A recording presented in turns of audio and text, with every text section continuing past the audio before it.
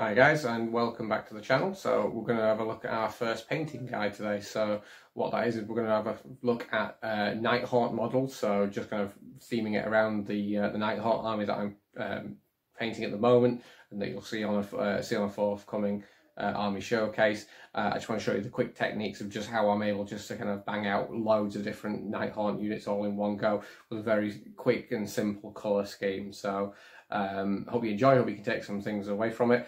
We'll also be looking at other elements as well. So there's elements on this model which have a scenic base, so we'll have a little look at aged stonework as well. Just hopefully some bits and pieces that you can hopefully take some inspiration from and maybe use on your own armies as well. So let's jump into it. Okay, so to start with, we have a Glaze Wraith Stoker. As you can see, I've undercoated him with white. Now this is a Humbrol undercoat that I use, that I get from Boys. Little cans cost about £5.50, so it's a nice one. I get a very even coverage with the spray. So when I'm looking to add washes or contrast paints, things like that, it's a fantastic base coat to put on. You can use Corax White or any other white undercoat that you want to use as well. And this just gives us a nice kind of starting point for adding our colours onto there. Okay, so what we're going to start with our base coat. So this is going to be a mix of Nighthaunts oxide mixed with a matte medium. So I'm using the contrast medium just because it's to hand, but you can use any matte medium, so whether that's Vallejo, the Larmian medium that Citadel produce, anything like that. So basically we're going to go roughly about 3 parts Nighthaunts oxide to 1 to 2 bits of medium. So that's going to get us a nice kind of watered down effect without kind of losing too much of the consistency of the Nighthaunts oxide. So we're just going to mix up some paint. So tip to remember, if you've never used the mediums before, what a medium is essentially, it's paint without an actual pigment. So it allows you to water down colours without actually kind of destroying any the actual properties of the paint. It'll go on much smoother. It won't split or anything like that. So this is what we're really looking for. So as you can see, I've just added here my Nighthaunts oxide, and what I'm going to do is always make sure that you clean your brush before you actually use your contrast medium or your mediums. Otherwise you'll end up contaminating the bottle and it'll be useless. So I'm just going to basically put some of the medium just here.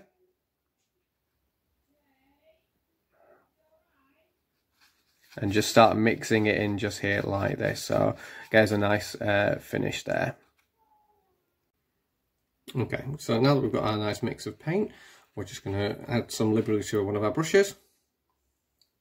We're just going to start applying it to the actual ghostly figure itself.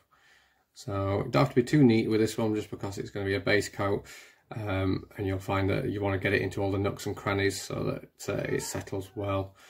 I'm not applying it to the weapons, I'm not applying it to the buildings on this one. You just want to basically try and get all the kind of ghostly elements that are coming on there. So inside the cloak, the hands, the shroud, everything like that. Okay.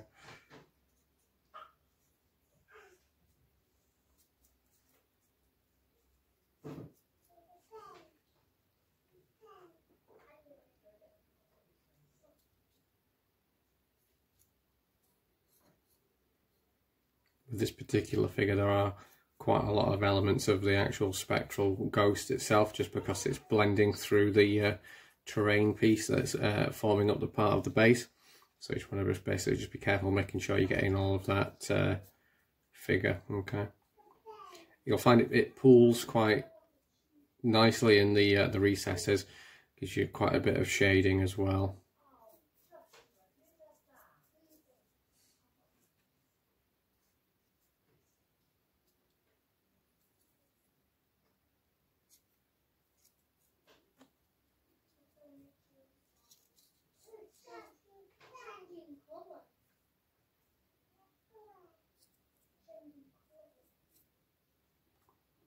And there we go. So now that the shade has dried, you can see that it's all dried nice and evenly, and all the deeper recesses are really picked out quite nicely in there for you. But what I like to do is just go a little bit extra and actually mix in some Colia green shade, just to add a little bit of extra depth just to the shadows and the little crevices and everything like that in there as well. So we're just going to shake it up.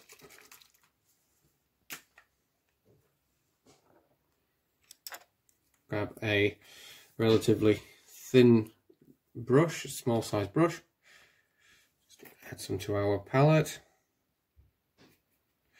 Now you can water it down if you want a really thin kind of shade in there as well. So it is quite a deep colour by contrast, so you might want to add some in there. So all we're going to do is just going to find all the little nooks and crannies and just basically add in a little bit into there. You'll find that it will naturally just kind of run, particularly if you've added some water to it as well. And this will just help to pick out some of the defining features, some of the extra little shade in there as well, little shaded areas, sorry. So you just want to do things like the hood, the crevices where everything is in there, and the skull. So just like the little ragged holes inside the actual cloth itself. And go from there. Here we are. So now that the coalia green shade has been added to the recesses, you can see it's added a lot of depth into the shadows of that miniature now.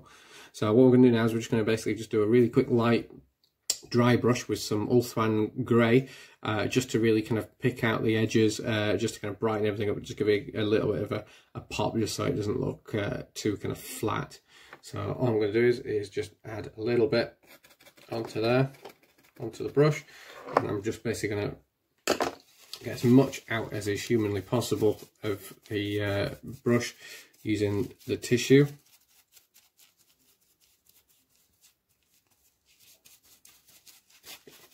Absolute barest minimum on this one. Okay, and then what we're going to do is we're just going to get my camera into focus.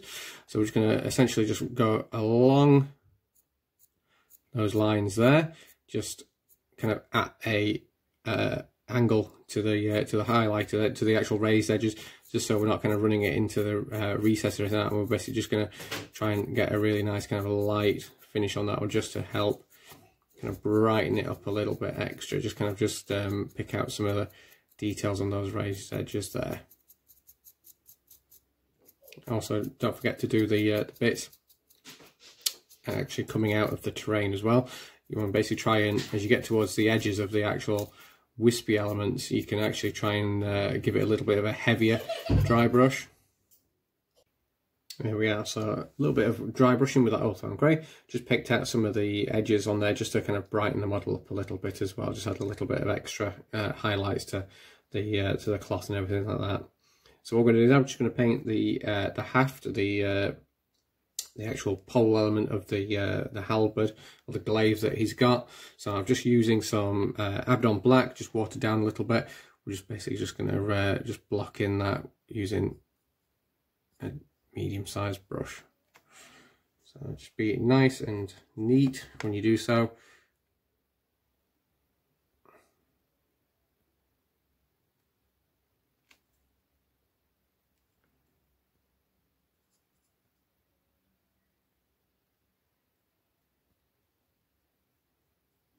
You might find that with this being quite a light base coat that you might have to just add a second coat. It's always best to go with thin layers and just go over it multiple times, as a certain notable painter from Games Workshop will attest to. Okay, so there we are. So that's the shaft of the weapon done completely in Abdon black. I've also just gone over the base as well around the dirt, just because my particular army is based very dark kind of base tones. So I've just gone over the bit of dirt and everything that's on the base as well with these scenic bases. So what we're going to do is just do a quick highlight on these ones. So I'm just using a little bit of Eshin grey just to highlight the shaft on that. So just a little bit and water it down. And I'm just literally just going over the sharper edges of the shaft on the base there. And that kind of raised area just along here.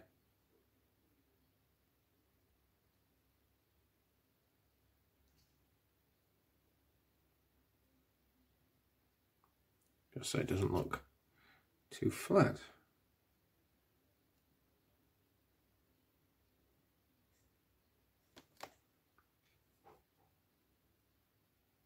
There we go. So it's quite a subtle highlight. It's not a particularly big one.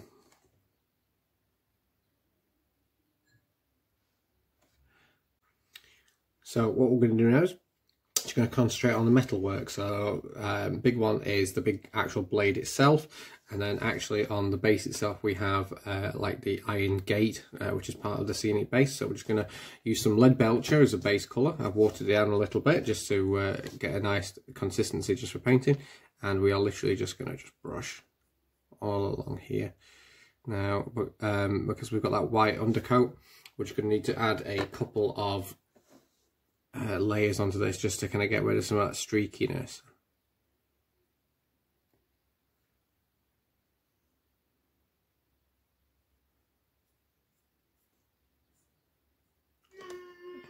And on there as well. Okay, now that the blade has been base coated along with the gate as well in the one scenic base, we're just going to add a quick shade to this. So we're just going to use Agrax Earth Shade just to get a bit of a dirty kind of weathered look to the metal. So I'm just going to start applying with my brush just here, so making sure that we don't put it on too heavily, we don't want it pooling. Anyway.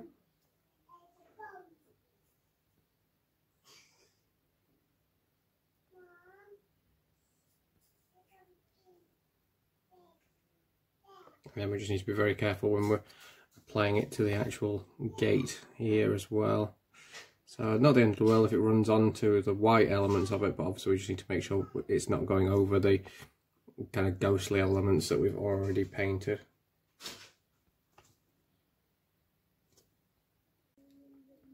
There we go, and with the rust dried, that is essentially the ghost itself all finished off.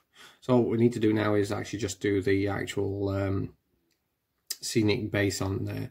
So while I'm at it, I'll actually just show you a quick recipe of how I do actually kind of like that aged stonework as well that I have on some of my bases, like tombstones and things like that, which all seem quite prevalent. So all we're going to do is we're going to start just basically blocking in the stonework on the base and on the ground as well with Mechanica Standard Grey. So I'm just going to start picking it all out on here. Again, because it is a very light base with being white, you're going to have to basically do several thin coats just to basically make sure that we get as strong a colour as possible on there before we start applying any shades or anything. So just be careful just picking out any details on there, just because, like I said, the ghost itself is actually kind of corporealizing through the stonework itself, so you just want to make sure that you don't pick out any or don't hit any of the actual details that we've gone through already.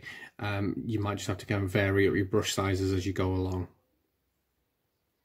So now that we've got two thin coats on the stonework and onto the actual base there as well, we can look at shading this now. So to give it a bit of an aged and weathered effect, what I'm going to do is use some Athonian camo shade to get a nice desired kind of weathered look to the stonework. So again, just being careful just where you're applying it, making sure that you're not going to get it on the actual ghost itself. Just basically get it all in there, particularly like the nooks and crannies. And just keep an eye on it just to make sure that it's not pooling anywhere that you don't want it to.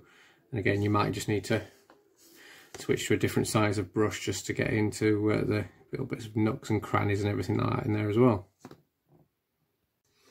Okay, now that has dried, it's given the get my camera in focus. Given the stonework quite a kind of moulded kind of appearance, so it's not looking particularly new, it's looking quite aged on there. So what we're going to do is we're just going to basically do a quick highlight just by quickly dry brushing some dawn stone just over the top of that, and that's just going to help pick out any detail on the stonework as well as on the base as well. So I'm just going to get a dry brush, just make sure that we're getting as much paint off the brush as we humanly can do, and from there we're just going to start just going again just across the details, just so it picks out as much as we can do as well. and that'll just help to pick everything up and just make it stand out a little bit more for us. Obviously, needs to be take good care not to get any of the detail actually onto the ghost itself, just because we don't want to ruin all that work that we've already put into there. And there we have it. So we've just highlighted it, so you can see it's just picked out quite a bit of the surface detail of the stonework on there. I've even just gone over the ground as well, just on the base as well.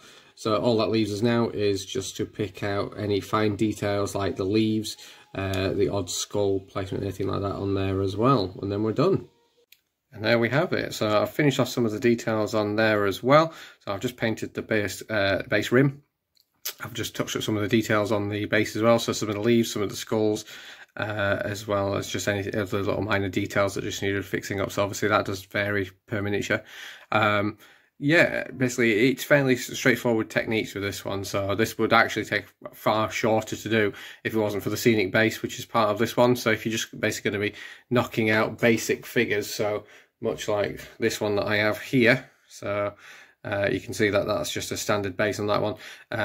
That's much easier to kind of plow through and get a lot of models done quickly just as a batch painting one. Obviously I just spent a little bit more time on this one just with it having a few more details on there. So I hope you enjoyed the video, and see you next time. Thank you.